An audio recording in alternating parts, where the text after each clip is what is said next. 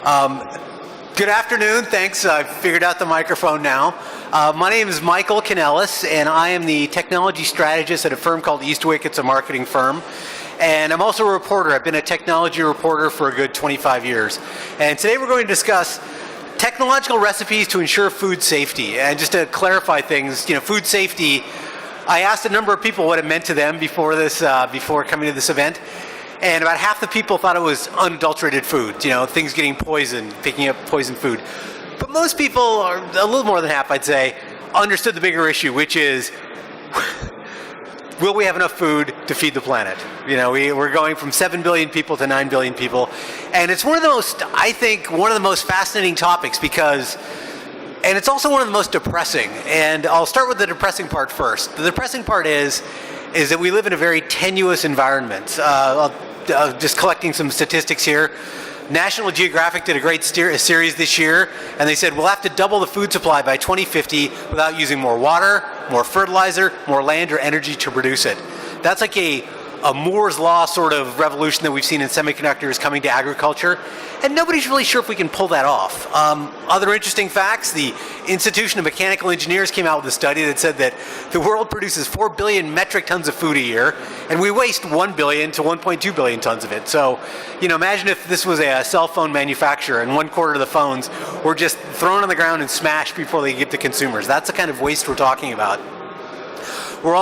People have tracked this several times, that there's a definite correlation between riots and social instability and food shortages and food prices. In fact, there was a great study from the New England Complex Systems organization. It was 2 years ago, I think. And they track everything from the French Revolution to the Arab Spring. And you can see food price spikes and you can see social unrest moving in tandem almost every single time. It wasn't a perfect study. They predicted worldwide riots in 2014, so we did dodge that. We're almost at the end of the year. But it's very chilling. We're also seeing food recalls. And I also think we're going to start seeing a bit of food nationalism. I was highly interested today in the paper, read in the newspaper that China signed a deal with Russia to bring pork to Russia as one of its products. 2 years ago, a Chinese company backed by the Chinese government bought the U.S.'s largest pork producer, Smithfield Farms. And Smithfield Farms gets tons of taxpayer subsidies. Now you might say, well, this is great. We'll have world peace through sausages. Americans will make it. The Chinese will own it and sell it to Russians. We'll all get along. But you could also see people fighting over that. And when food runs out, the reaction is very quick. So that's the depressing part. But here's the good news. When you do have big problems, you do have big solutions. And for years and years, where I live in Silicon Valley, people have talked about investing in food. Over the past 2-3 years, you've really seen entrepreneurs and you've seen investors really jump into this. And it's almost like I break the investments into 3 buckets. There's people making synthetic foods, different types of proteins, things like that. You also have investments in what I would call the supply chain, growing, better sprinklers, better indoor growing, LED lights and things like that. And the third one is also using big data, really, analyzing the data, spoilage, things like that, to really optimize the system. And the data ones, I think, are going to be the most successful, but the other ones could have the greatest impact if they get out the door. So those are just some of the things I've seen. But now, we'll get on to the guests. And our first guest is Alexander George. I'm actually going to read a little bit of his bio. Alexander German, excuse me for that. I'm going to read some of his bio. He has a very interesting bio. He opened the first BMW dealership in Siberia, and it became a huge success. He later owned a Honda dealership. He also opened a 4-star hotel and restaurant, as well as a cottage village. And now he's working on, I'll get the name right, Russian Protein Project. And what they're making is Protomil, which is a animal protein made out of sunflower meal. And they're going to build a number of factories in the future. And Alexander, maybe show us the slide and tell us some more.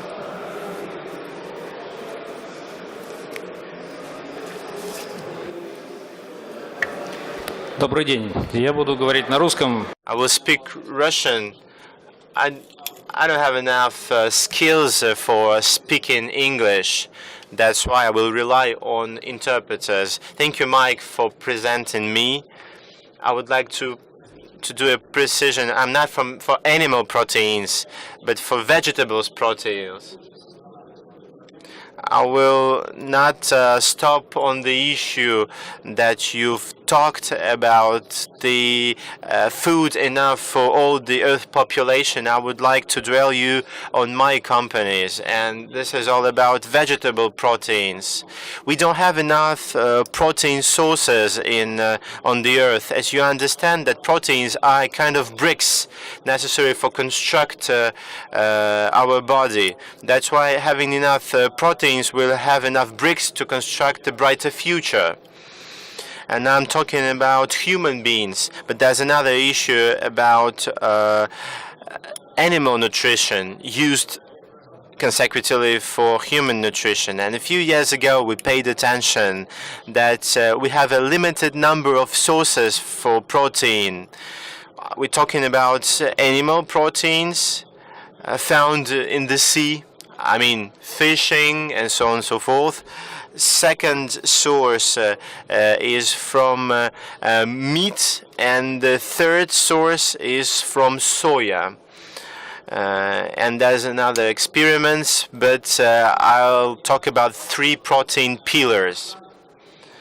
And we paid attention that in several countries, Russia included, there aren't many raw materials for protein production.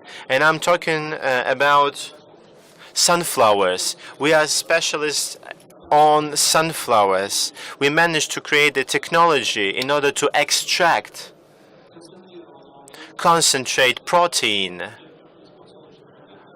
from sunflowers.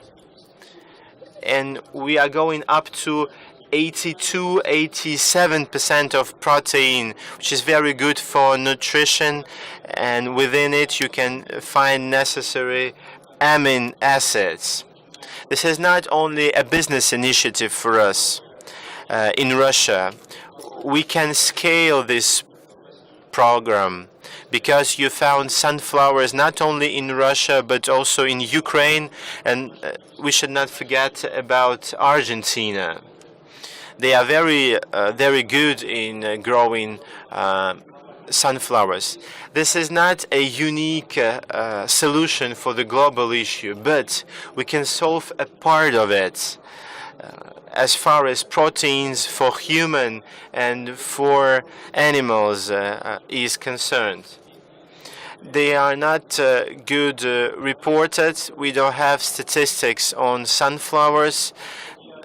And I think that it's a huge mission.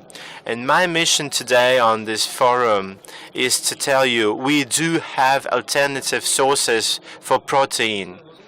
We are about to do our R&D work in order to explore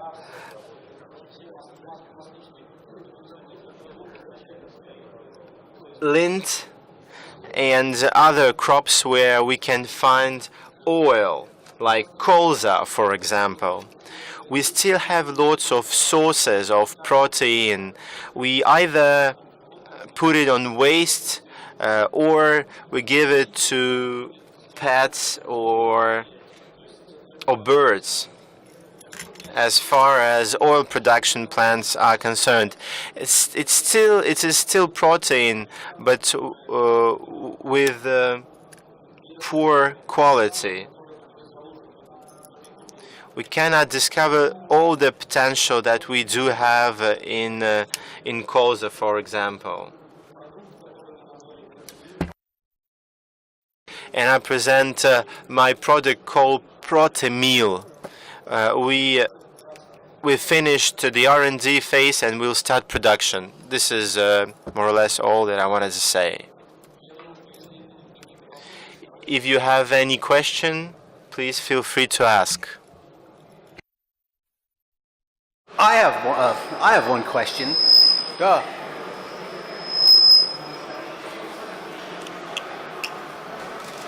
You finished the R&D phase, but can you tell us anything about the statistics?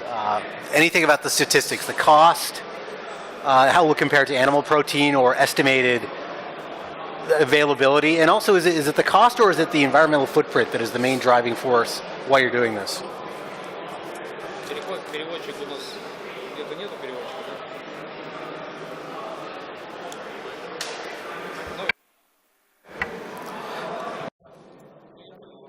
I understand the question about the cost of our product. I haven't heard the translation, and I didn't understand the question.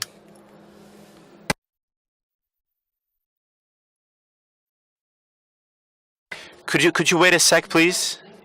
Could you wait a sec, because there's a technical issue probably.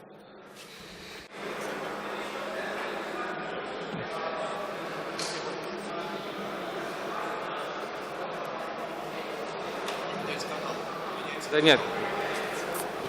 Я все заработал. Заработал. Да, сейчас я слышу, да.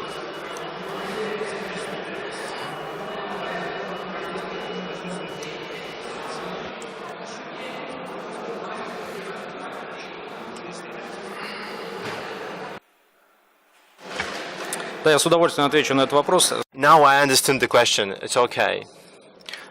Question about the cost. We are about at the same cost that soy isolates. We are a bit cheaper, 40% cheaper than soy isolates. What about production? We don't use alcohol or acid. During the protein generation, we use only water and alkali. We are very environmental friendly, and we will be certified according to BREEAM system.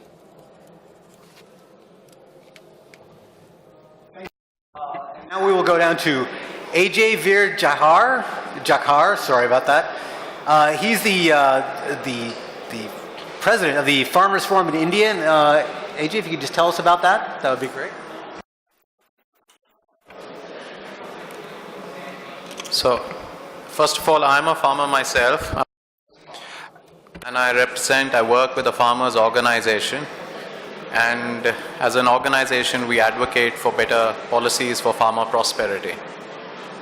And I'm not going to talk about food safety from technologies like GM, nanotechnology, or nitrogen fixation. These are all a given thing. I would like to talk about other things which are necessary for food safety.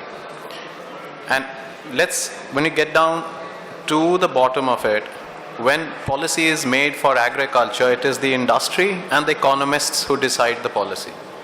When we decide what is food safety, it is again consumer interests and industry which decides what is food safety.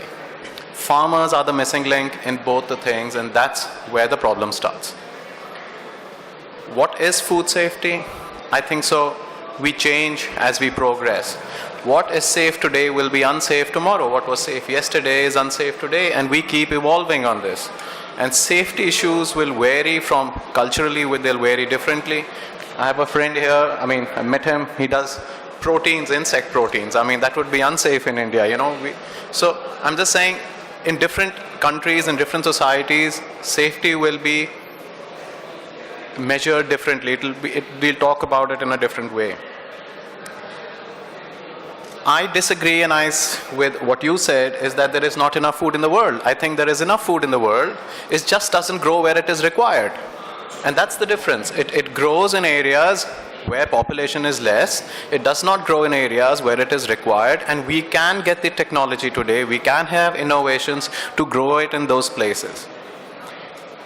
And to cut it short on food safety, as a farmer, I would say use less, be safe. We use less of water, we use less of nutrients, plant nutrients, we use less pesticides, we use less of everything, and we have more of safety. The issue of safety has arisen because we need to preserve food, we process food, we transport food, and because of international trade. Till maybe 40 years ago, when we were eating fresh fruit and fresh food, the issue of food safety never rose, and it is going to increase substantially.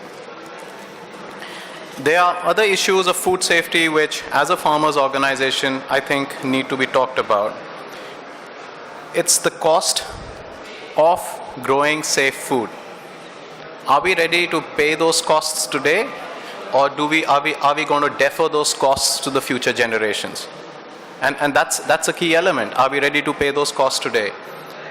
When we innovate for agriculture, when we innovate for better products, who funds it? I don't think so commercial organizations, large corporations fund it. It is subsidies that are given in various forms of support to farmers in developed world, which funds innovation in agriculture, which funds innovation in food safety. Because let's say technology is expensive, large corporations charge large amounts of money to farmers to buy expensive inputs. If there was no subsidies on the final product to the farmers, farmers would not be able to afford those technologies. Now, these technologies allows us to grow more food, but it's subsidized by farm subsidies. I mean, that's something that needs to be clearly understood, because I don't think so technology is being funded by commercial interests. It's based on subsidies given to farmers, and that's a crucial issue when you talk about food subsidies. Increasingly, innovation comes from the private sector, which gives an atmosphere to facilitate innovation and technology.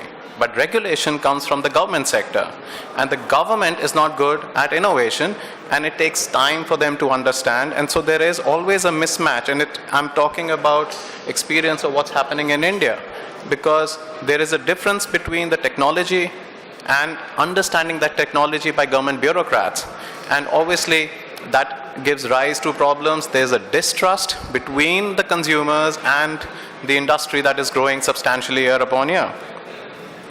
Second thing that comes up, because this is a forum for innovation, is when we come to food safety, the cost for patents, cost for paperwork of safety regulations, cost of hiring expensive lawyers, cost of safety infrastructure is so prohibitive, so expensive, that students and startups can't afford it, and they are at a disadvantage with large corporations.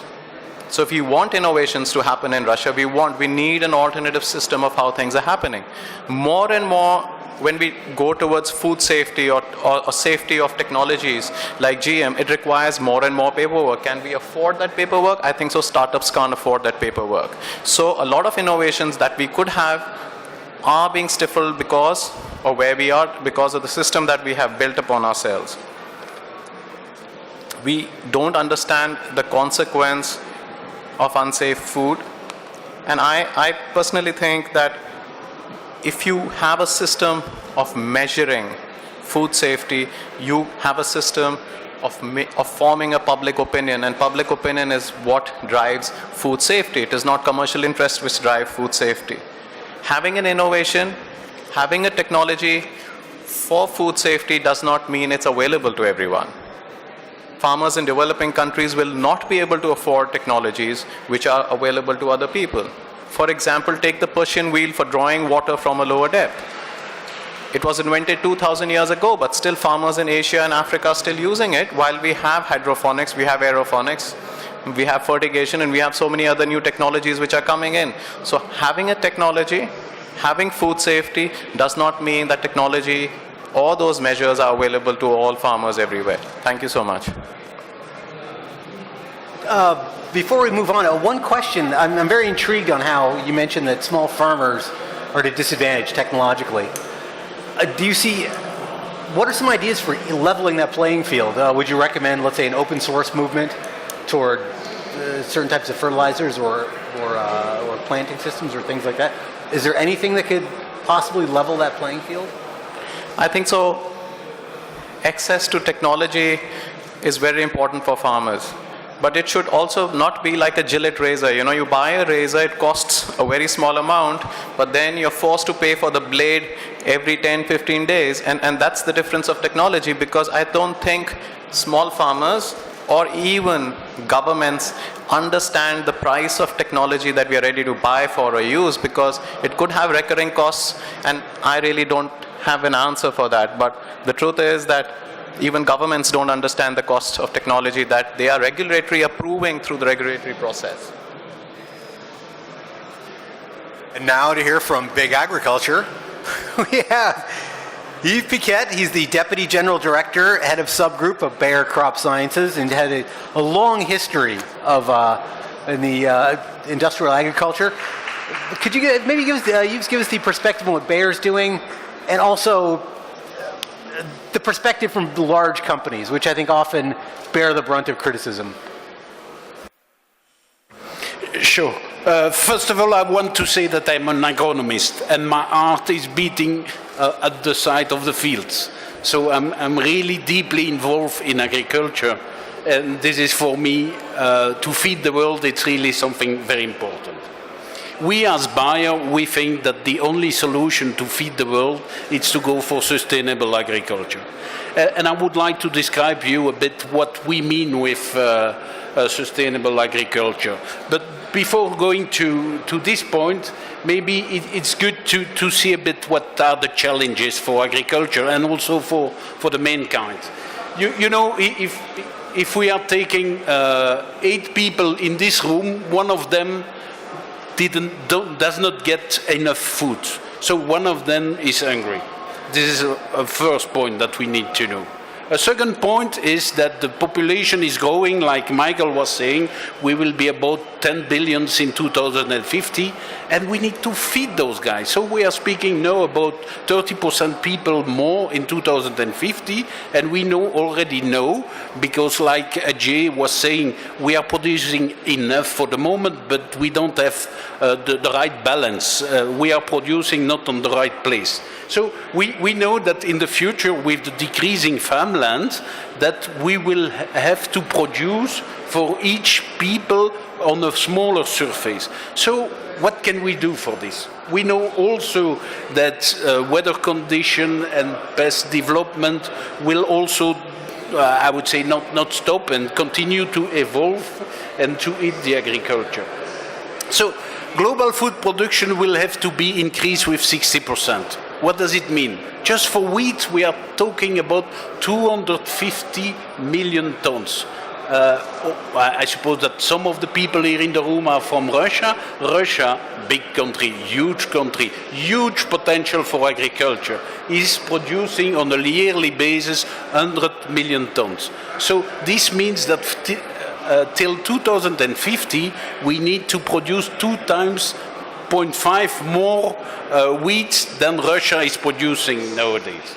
Another important element, and this is also going in the direction of Ajay, we know, for example, that there is a lot of post-harvest waste in each and every country. For example, in India, just for fruit and vegetables, we know that 40% is just waste, just because the fruit or the vegetable are not well or properly protected or properly stored. And this is huge. So we are producing a lot, but we are not able to use it. This is a shame. And so those are the challenge for the future.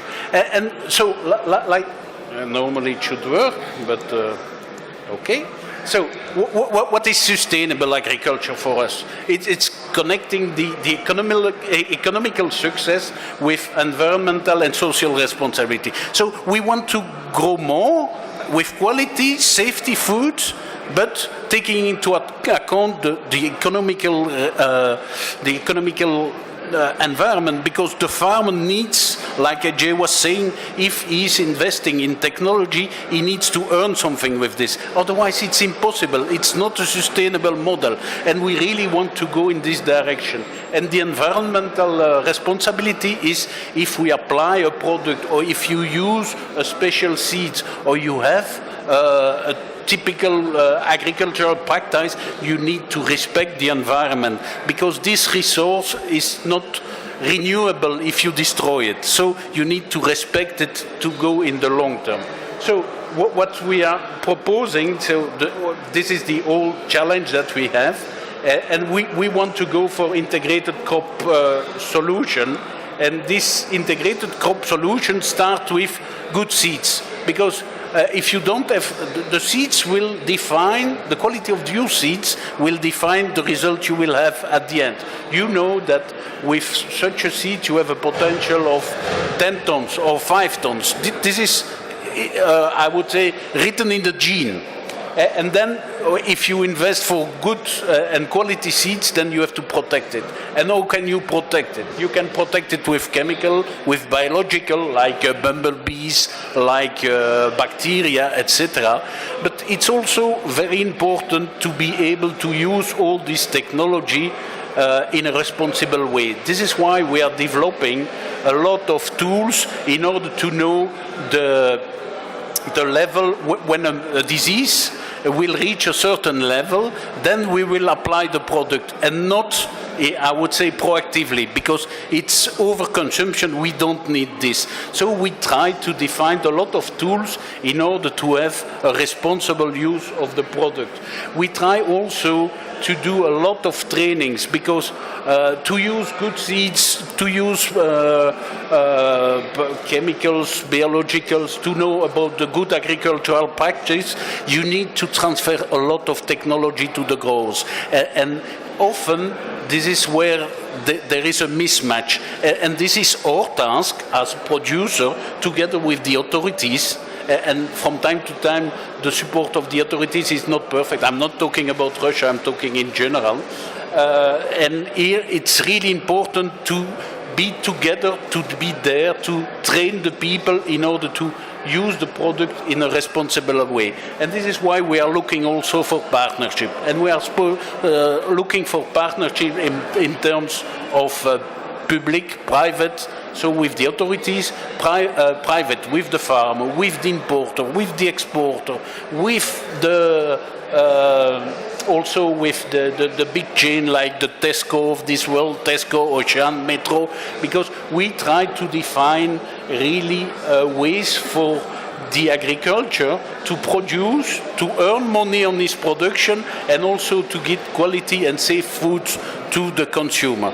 We try to connect the dot, and we have different experience in different countries, like India, France. I would say in the major country we have such a kind of partnership, and this needs to be developed more and more in order to ensure that on one side the farmer will get something to live with, and this will be a sustainable business, and on the other side the consumer will get the food he needs in order to live safely. It's a few words about what Bayer is doing as I would say as our contribution to this sustainable agriculture. Thank you. I have one question. It's a little off base, but I'm wondering, big agriculture always seems to have a negative reputation. There was one of the interesting, a few years ago, Monsanto bought a company called Climate Corporation for $1 billion. And it was a software company. And the first thing that happened is almost every single employee complained, saying, I can't believe we're selling ourselves to Monsanto. And the CEO had to convince people that actually it's going to make sure that product gets out there, right? I mean, I look at all industries, even big ag gets more complaints than even the oil companies. Is this an impediment? I mean, is the reputational, is there an issue there, and does it get in the way? It's not easy to defend ourselves in the position we are, but we really believe that by going for sustainable agriculture, and this can pass also by buying companies who are working with, I don't know, geolocalization, etc. All those tools are necessary for the farmer in the future to be able to produce enough safe food for the future. And I would say in the different countries we have different level of agriculture, and we need to be there for the different level. We have also a lot of initiative in Africa with small packaging, and we develop packaging in order to reduce the contact with the operator of the contact of the product with the operator. We have a lot of stewardship training in order to tell the people how they have to use the product.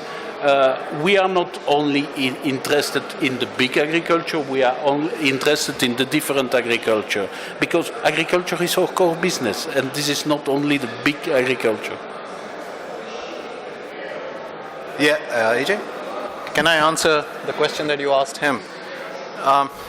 Increasingly, policy for agriculture is formed by opinions in the urban centers, in cities, and customers of big agriculture companies are on the farms. And this is happening across the world, especially in the developing world. There's more people living in urban areas are more in social media, so they can react and form opinions better. So they have, I'm not defending, we have issues with large corporations ourselves, but the question is that the criticism I would say most of it comes from urban areas who are so used to having cheap food. If there was no subsidies, food would become so expensive that the urban centers which are criticizing would want more technology, would want more interventions. And here I would like to stress one thing, and I'm coming on what Ajay was saying. The people want to have enough food, and this is something granted. They don't want to discuss about it. They want to have safe food. They want to have everything, and they don't want to pay.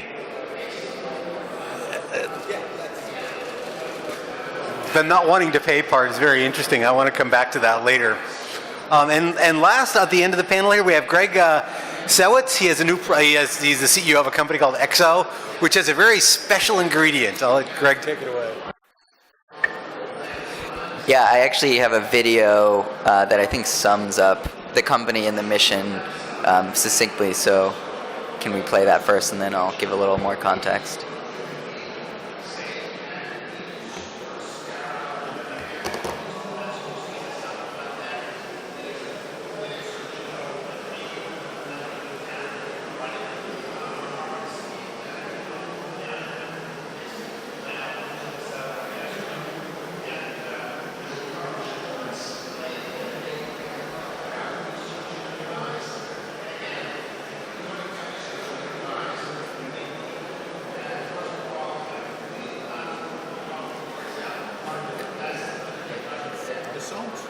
There's no sound.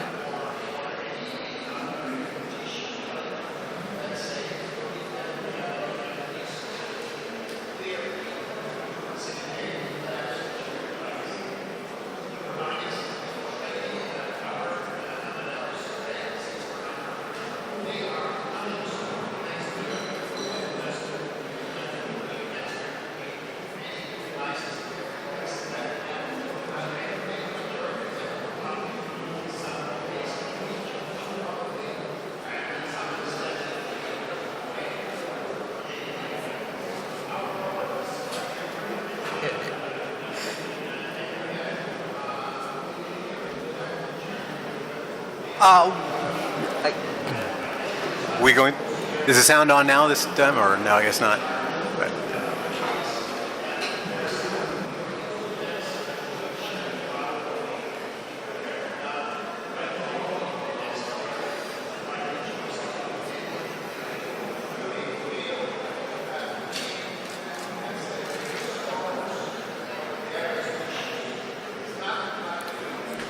I'll give him one more second, and then I'll just start talking.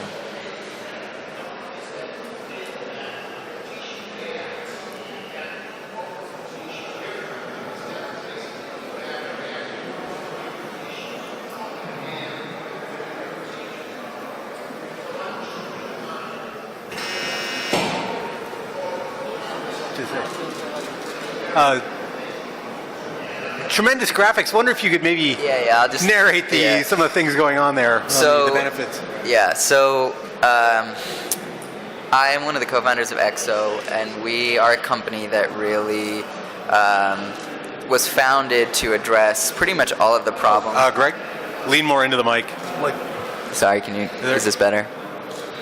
So EXO was founded to address a lot of the problems that you had on your slide. The need for increased protein, the increasing population, the problem of finding the resources to produce that new food.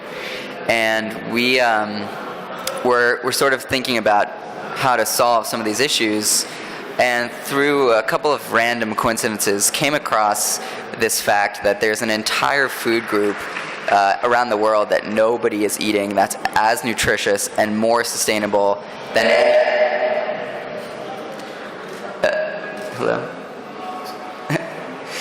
than any other protein source, and that is insects. and insects make up 80% of all species on Earth. Most of the world already eats insects daily. It's really just America, Europe, parts of Asia that don't. And insects are an extremely good source of protein. They contain all the essential amino acids.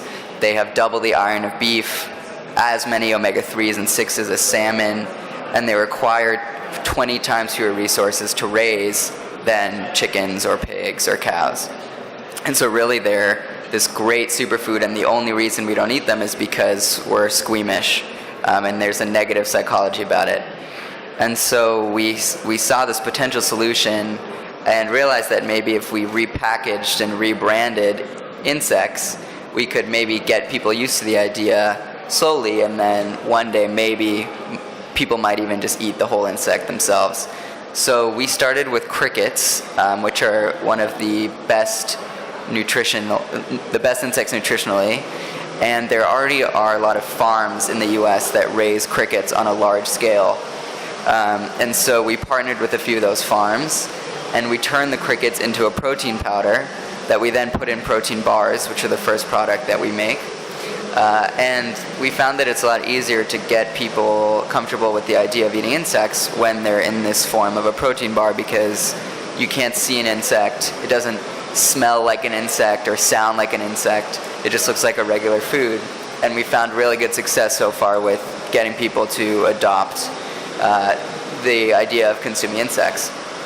And so really it's a new industry basically from scratch. And so one of the big challenges and potential benefits of that is that we really can build best practices in from the ground up. So like you were saying before, there are a few companies that are already trying to open source insect farming, for example, and create custom kits that any farmer can download and build themselves and start their own cricket farm for a fraction of the cost.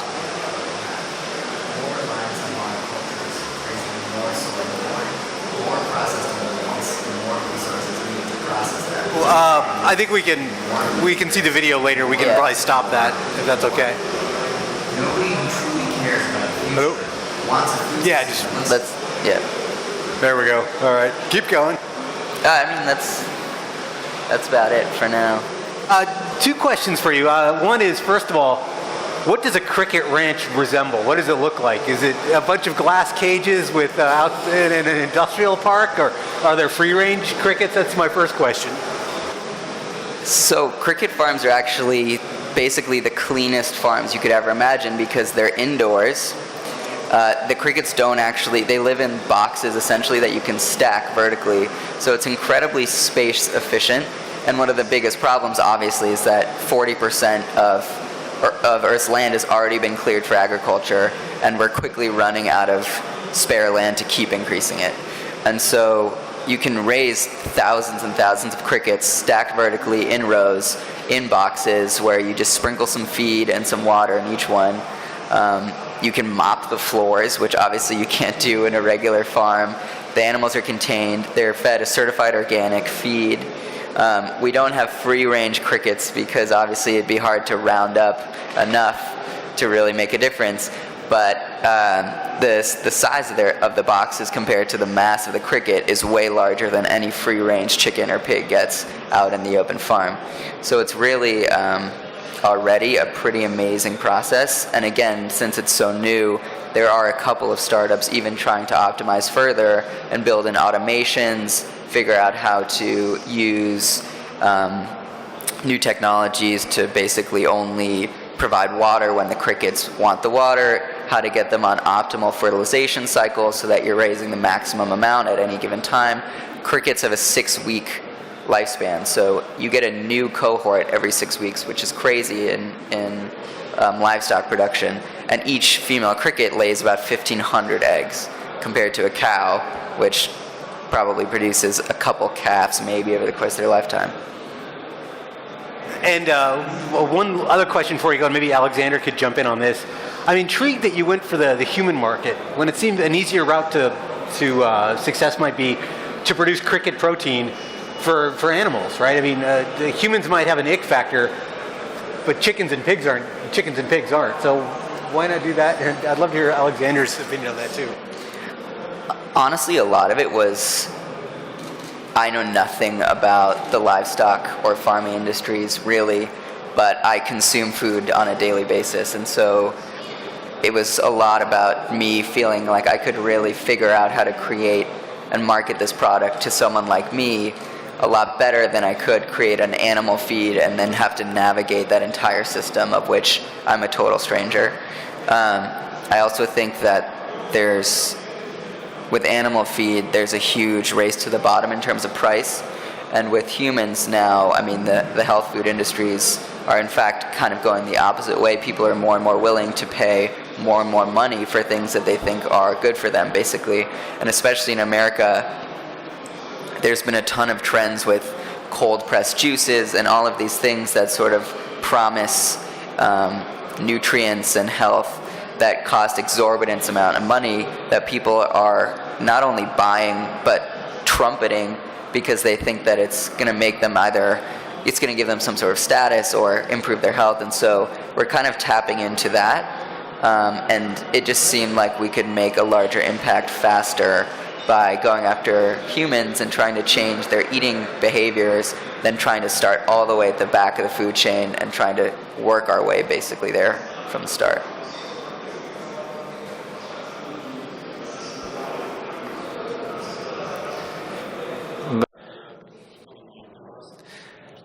This is for the first time I ever heard about such protein source. Why not? In the near future, we will be okay with eating insects. I read about proteins from worms, for example. We are not even limited by insects. But should we consider insect protein as an animal protein or not? I'm not really sure about that.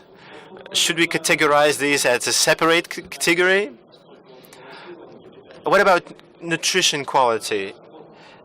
About the amino acids, can we use it only for human nutrition or also for animal nutrition? Are you okay with amino acids? Is it enough? Is it okay when we eat it? Do we need some food supplements? I don't know any. I don't have any chemical data. You know, when I'm talking about my sunflowers, it's really clear. My only discovery is that you can use oil waste with more efficient way. And then we came with a solution just to raise efficiency. And maybe one day we can work together with my American colleague. That's no problem. It will be great. Luckily, I do have some chemical information, and crickets do contain all 13 of the essential amino acids, which are how you judge the quality of a protein, essentially. And it's comparable to beef or salmon or any other quote-unquote animal protein. It is an interesting question, though, because we do find that a lot of vegetarians and vegans are willing to eat the protein bars, and then it sort of puts insects in an odd category because you'd think technically they wouldn't if they consider them animals. So people do have a weird, for some reason, insects aren't clear in terms of what category they fall into for most people. That's fascinating. And we have one last person we'd like to introduce. I'll have him stand up. Madou Sylla. He's I'll get the name right here, managing partner of Green Papillon. They do greenhouses, basically. And they're I'll get this right, highest yield per square meter with optimum protection from contamination and innovative temperature controls. If you could, that would be great. Just a quick overview, and then, or someone's bringing up a microphone. Thank you.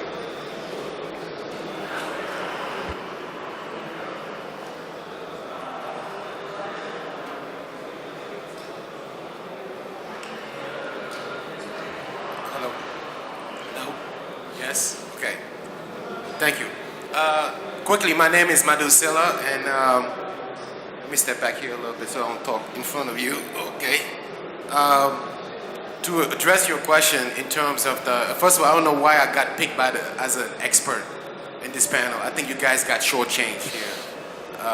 But one of the things we're talking about food safety, and one of the things I want to talk about is, in my opinion, there are really four challenges when it comes to food safety. Number one is climate change. In the next 20 to 30 years, we expect that the temperature is going to increase by 3 to 4 degrees. Now, you may say that's not a big deal. It's absolutely a big deal because most of the plants, like to operate in the specific temperature. For example, you're talking about tomato, they like to be between 62 and 82 degrees.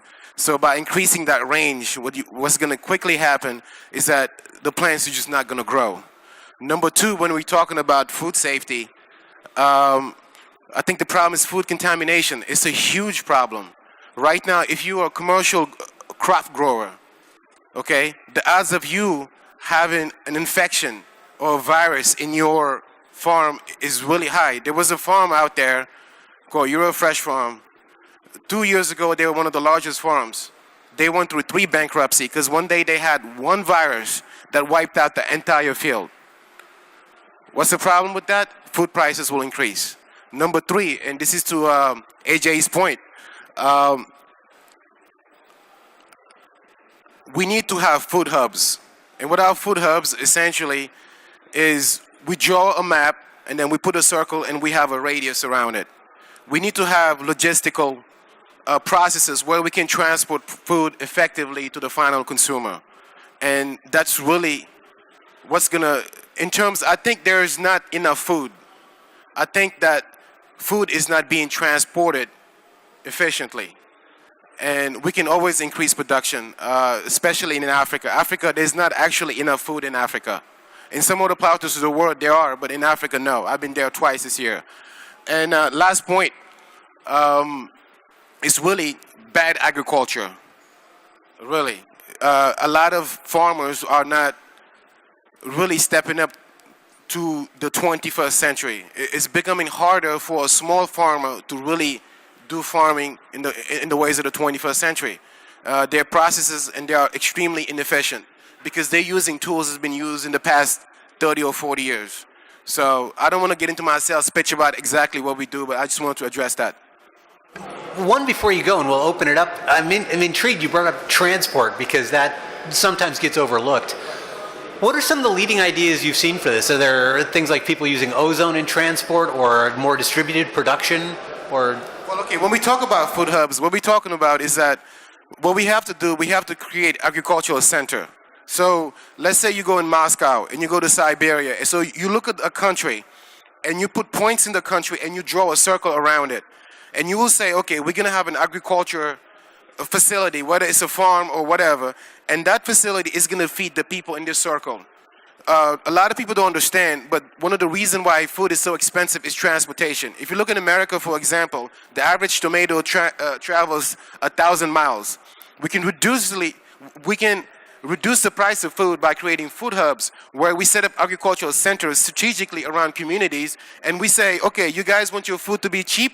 You go ahead and you eat, or you buy from this company because they're going to produce, they're going to sell it to you much cheaper. So if I'm living here and the farm is over there 5 miles away, it's going to be really cheap. But if the product is coming 1,000 miles away, then it's going to be much more expensive for me. So what happens right now is that, especially in America, you will have an area that has a lot of agriculture, a lot of facilities. Then you go to some areas, you can travel 100 miles, you don't see nothing.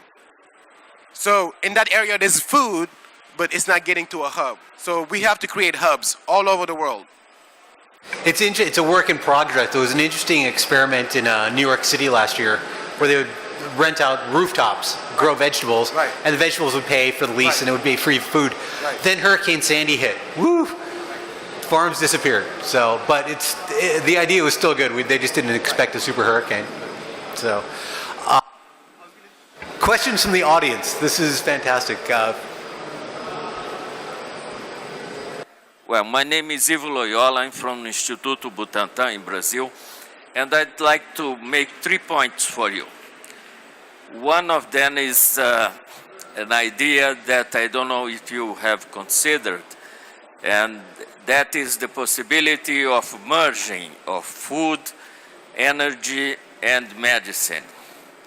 There are signs that go in that direction, like the merge of computers and telephones in the 70s. Nobody believed it, nobody knew how it's going to happen, but probably something like that is going to happen.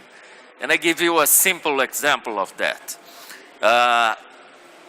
You know, you can make hemoglobin from taking the hemoglobin gene from someone, fixing the bacteria, fermenting, and then you got the product. You can do the same with sugar cane. Instead of producing, I can make the sugar, fixing the gene in the bacteria and grow a few million liters and then do sugar, ethanol, or petrochemicals. It's the same thing. But that possibility can be replicated in a number of sectors. That's something that has not been considered or discussed by anybody. And it's a technological possibility today. Second thing is that when everybody talks about food safety, I see like the medicine safety that happened starting basically in the 60s with the thalidomide problem. Now you have so many difficulties in, for instance, starting a new medicine or a new product that it takes more than 10 years to do that. Is that all that control and safety requirements really necessary? I think people from the food should look closely at that, because in the medicine industry that was a huge momentum for market reserve for big corporations, the only ones that can afford that. And if you insist on food safety in the same level that you do with medicine, that's a big probability. Let's take, because that's a multi-part question, so we'll have it on. Try it again. Oh, there we go. Well, it's a multi-part question. It's interesting. We'll take the first part, which is, should the standards be as high in safety and testing for new products for food as they are for medicine? And there was also the first part, you started hitting on the GMO issue. What you said was very intriguing, but I imagine some people, there might be people who would object to that. But first is I guess the safety and regulation. Should we have the same sort of levels as they have in medicine, or can it be lower in food? Anyone? Madou, that'd be great.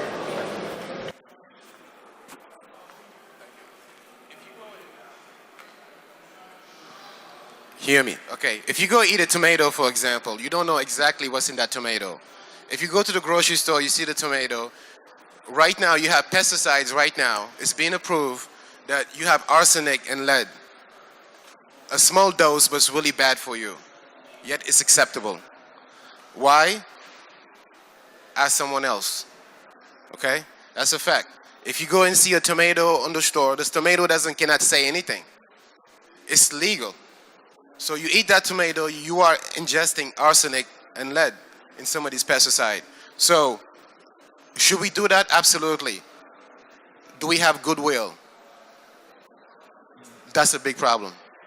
We can take a tomato, we can test it, and we can tell you exactly how much arsenic and how much lead you have in it. The testing is easy.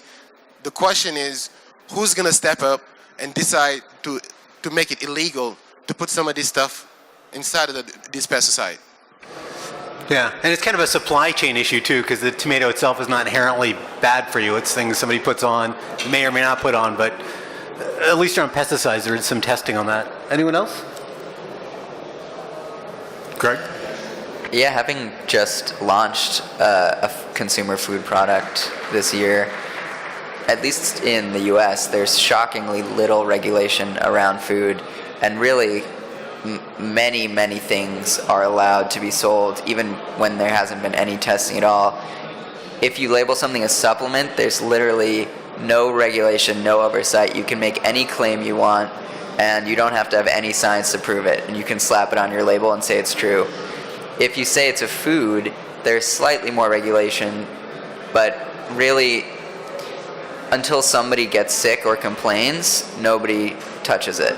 So you could go sell anything, and if nobody ever complained, nobody would ever stop you, which is kind of crazy, but it also allows for something like what we're doing, where if there were a lot of regulations, obviously it's a fairly controversial idea, and we probably would have been stopped before we were able to get a product out there, even though it's totally safe, because of some sort of bias or squeamishness. So it does work both ways, I think. Anyone else from the audience? So I have some questions myself, but I thought I'd give you the first chance. Okay.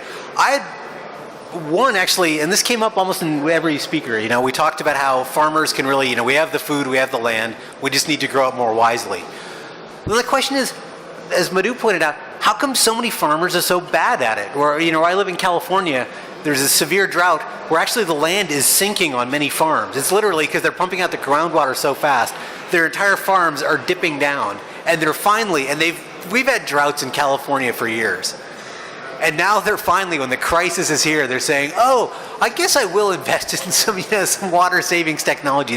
They've had the warnings, they've had the opportunities, and yet not until the last possible moment do they actually do something.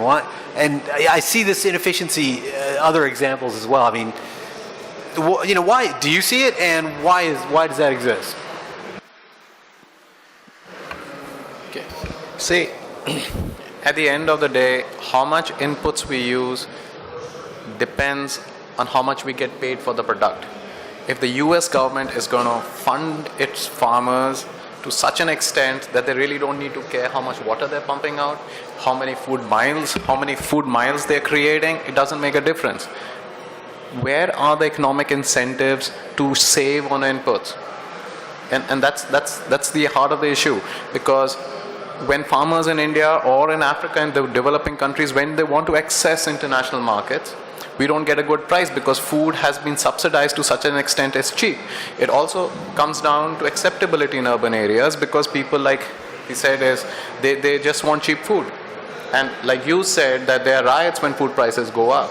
So the whole food economy is working on subsidies in the developed world. Till that is not dismantled, I think we will always have problems, and we will keep looking for big problems, big solutions. It's like, because this is like with the Chinese partnership, and like Henry Kissinger said in his book on China, in China people think about every solution creating a problem in itself, while in America and in the developed world we think, you think that there is a problem, you can solve it, and that's the end of it. It doesn't work like that.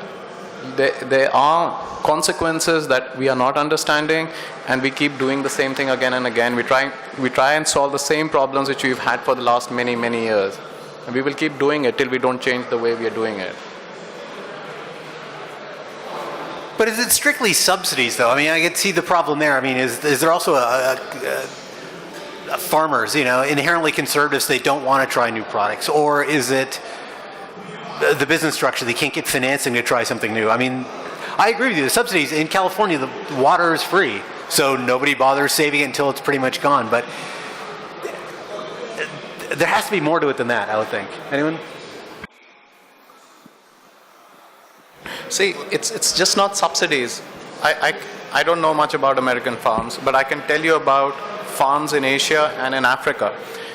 Farmers are most receptive to new technologies. Technology companies selling agriculture inputs will tell you that. We see something that works on the farm, we adopt it immediately. Now the problem is that there are no extension services telling farmers on when to use those inputs. It's exactly the question that you're asking. Is there a customer interface with the agriculture companies? Do you sell? Farmers will buy whatever shopkeepers sell them. Are they being sold advice with the product? And that's the problem in Asia and in Africa, and small farmers, especially rain-fed farmers, they get no advice.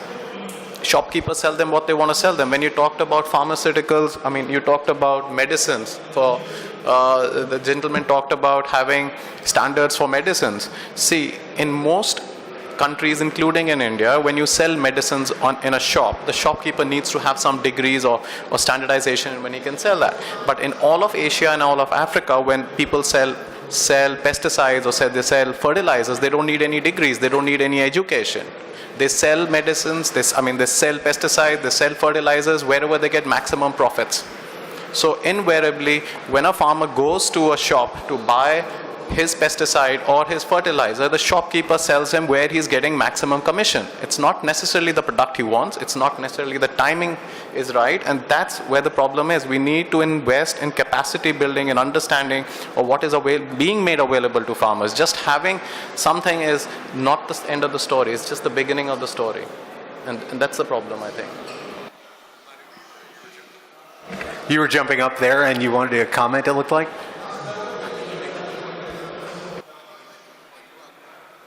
Quickly, I think to add to your point, I think it's a lot of education. You know, I was in Africa about 6 months ago, not recently, so don't be scared.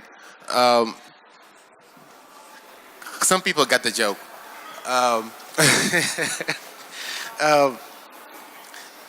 We have to educate people. Like, I was with the farm, this guy had about 1,000 trees, okay, and there was no water. Simple agriculture. You put seed and you put water. And I asked him a simple question. How are you going to grow these trees without water? So he said, well, I'm going to go and buy water. I said, how are you going to buy water? Well, I have to, buy a tank, one of those commercial tanks, and then go buy water from someone and come. I said, how much do water need? He said, well, I can water my plants for the next 3 weeks, and that I'm done. So they don't have a choice. All these farmers are going to go out. There's nothing they can do about it. We can sit here and say we got to educate people all we want. All those farmers are going to go out. Because the government, some of these countries in Africa just do not have the money to keep them afloat. There is no infrastructure that can deliver water to these farmers. Water is one of the biggest problems. So all these people are going to be on the street. They're going to have a land, it's going to be barren. It's nothing. Unless somebody figures out a solution to dump some type of massive infrastructure into this agricultural farm, there's nothing we can do about it. Every single year, a huge percentage is getting out. And then it's going to be even harder to feed people in some of those places where they really need to feed their own people. So what I'm saying is the outlook is very glim. I think how do we look on time? Oh, how do we look on time? Okay, all right. I thought I was using the 5-minute signal there. Sorry about that. One thing, though, on that, though, as well,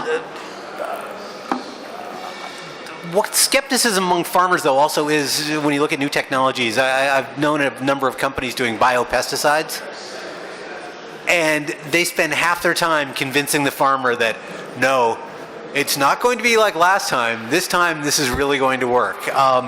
Is there a long history, in your view, of things that are brought to farmers that are promised to really change how their operations are going to work, and then the results are mediocre or worse? Is it right for them to be skeptical and actually not try new things?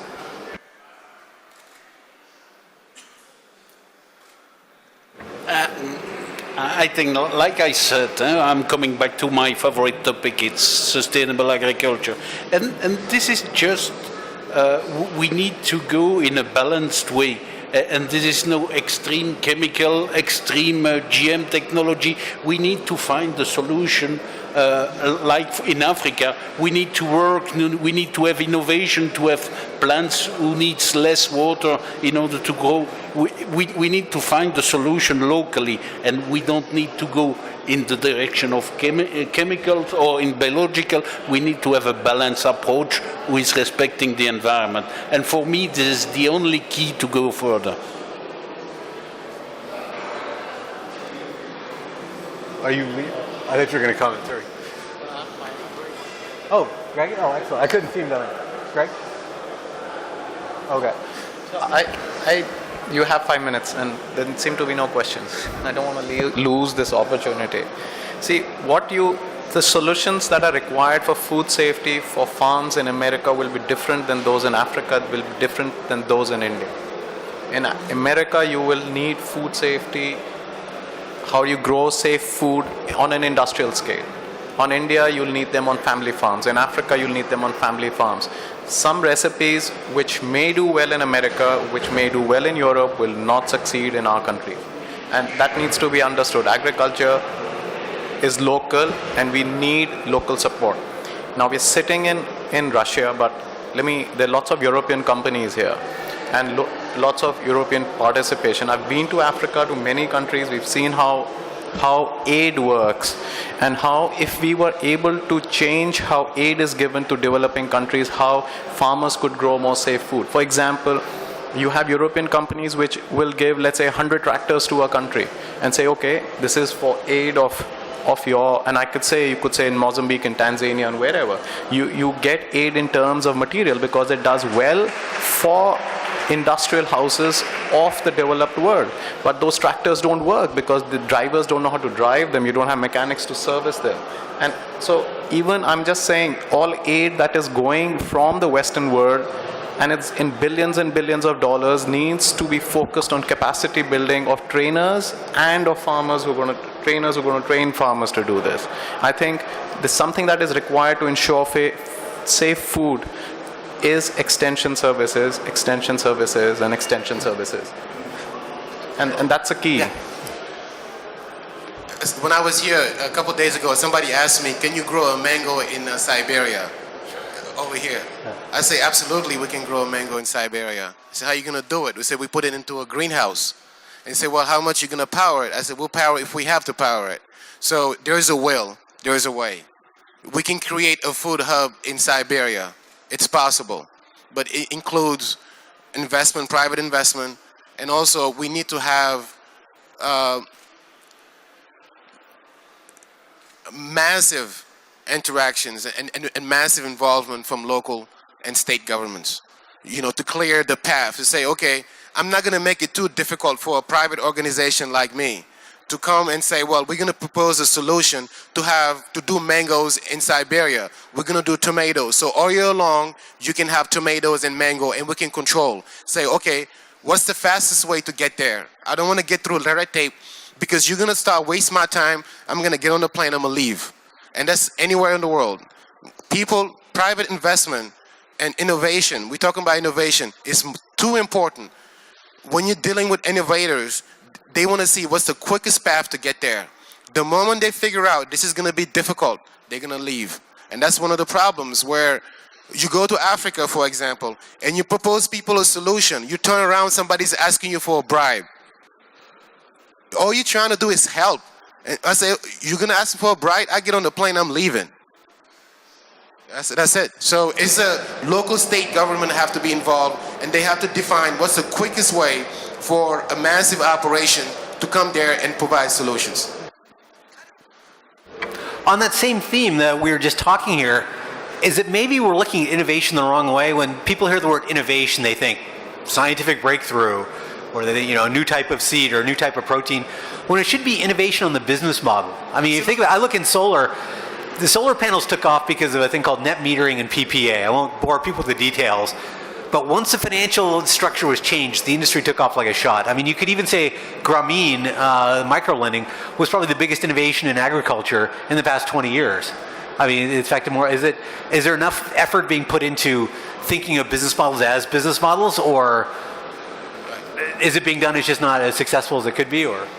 Well, the technology is not difficult. You can create any type of growing conditions anywhere in the world. Finding smart people to find a solution is really easy. You just got to look hard enough, if you know where to look. The problem is, most of the time when you're talking about innovation, it's just people in between. There's too many people in between, there's too many laws, there's too many things to make everything so complicated. So if we want to provide solutions, we have to make the process much easier. You got to figure out the fastest way to deploy a model. And especially for the young people to be excited about agriculture, we have to make it easier for them. And you don't make it easier by saying to them, well, just do your best and we'll help you out. They'll say, okay, I'm going to show you the fastest way you create something good for you to be active and deploy your model. What do the rest of my panelists here think? I mean, in business models, does there need to be more thinking about that? And have you seen anything that you like out there that actually really energizes farmers and actually helps these things come to market in a much easier way than we're seeing today? Yeah, in New York, I mean, you mentioned the rooftop farms, and there also have been a couple companies throughout the U.S. that are trying to basically create the agricultural hubs that you were talking about, but not really in terms of where the food is grown, but where it's distributed. And so there's a couple companies basically that partner with local farms in, let's say, 5 different districts of the U.S. They figure out how to get the food to a central location, which is usually like a school or somewhere that people are going anyway. And you place your order with the local farms online. There's a huge catalog of exactly how many red peppers they grew that week, how many chilies they have for sale. You tell them what you want, and then it shows up, you go pick it up, and you pay. The money just goes directly through to the farmers. So there are alternative business models that are trying to sort of cut out the supermarkets and all of the middlemen. I mean, you could argue that they're also just companies, and that's their product, right? It's not a new business model, it's just that's what they're selling. But you could also look at it as a new way of trying to break down barriers to that innovation and really try and connect farmers who may not be good at the technology of distribution or at selling themselves or taking nice pictures of their food, which sounds trivial but goes a long way in the US at least of actually convincing people to support them as opposed to going to Walmart and spending $1 instead of $3. And it seems to be working well. It's co-op, but it's co-op with a spin on it, so you're not actually, I see it as a new idea. Anyone else? I would like to add something about our job in agriculture. We need to be more proud of what we are doing. In fact, this is fantastic what we are doing. We are feeding the world, but we are not telling the world what we are doing. And I do think that we need to do some more PR in order to get the people from the city understanding that we are living with living materials, so it's difficult to produce. It's not easy. 1 year it's not the same as the other one. We can have this thread, this thread, this thread. I do think that the mentality of urban people who are thinking that everything is granted forever and cheap, they need to understand really how difficult it is to produce.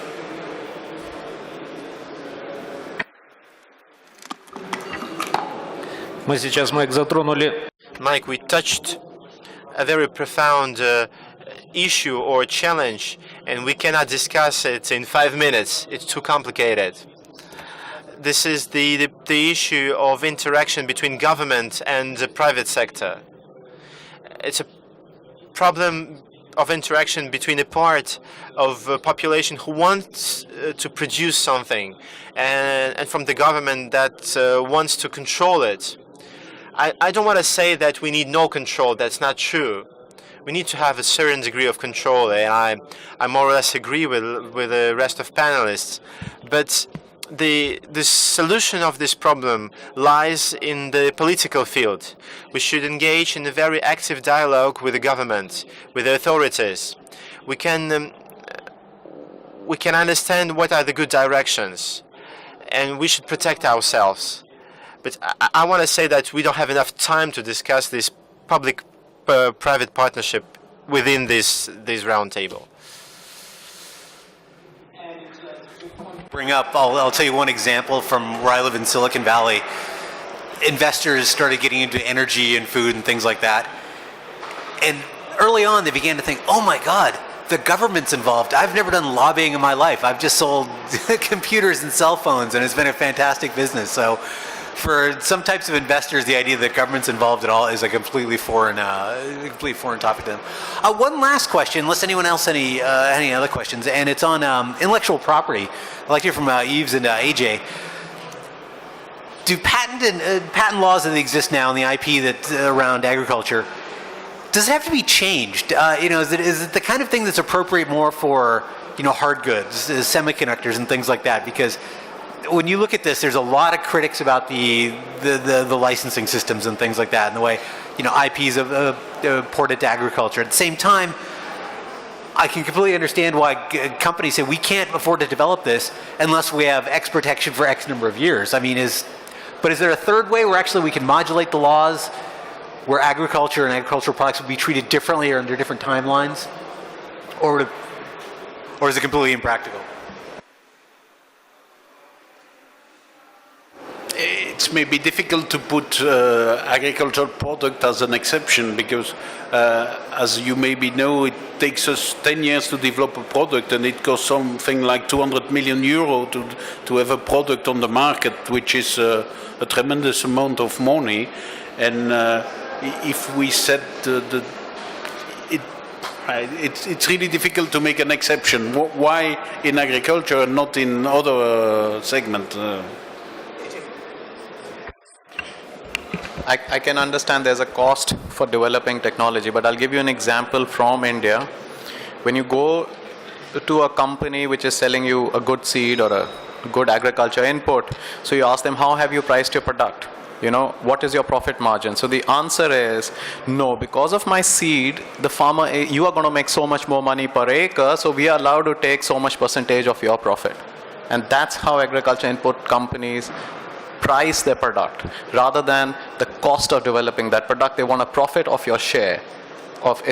And I think that's unacceptable. So it's not a cost plus margin, it's actually just as much as they could take. So that's what I said originally when I spoke, is that there is a technology, there is a price for it, and that price is very high today. And the question is, when these regulations are made, all stakeholders need to be involved in it. For example, when water conservation is discussed, you talk about Coca-Cola, you talk about Pepsi-Cola, those are the guys who fund conferences on water because they consume so much water and consumers don't like it. And then you talk about city, but 80% of the water is used by farmers, and no farmers are ever involved in water conservation conversations. So till you don't involve all stakeholders, especially farmers in food safety, especially farmers in agriculture policy, especially farmers in all these things are not going to work out. Everyone in all industry and government is telling us what is good for us and what we should be doing, and nobody wants to discuss with us and make us sit us across the table. But they do need to recover their profits, though. It's not. I mean, having a breakthrough in agriculture, I certainly couldn't do it. Right? And it takes a lot of years, a lot of trial and error and things like that. And one last thing I'd like to add too is also I would suggest to farmers looking at solar and alternative energy. There was somebody actually did a calculation now in California. If you plant solar, looking at the revenue as well as the lost expenses, it's probably more profitable per acre, especially on really bad land next to processing plants, than anything you can grow. It's better than figs, better than almonds. It takes zero labor, and it's becoming a revenue stream in certain areas. So, anyways, if you could give a big hand, warm welcome for a big hand for all our panelists. They did a fantastic job. Greatly appreciate it. They'll be here walking around, so nice and more. And thank you very much.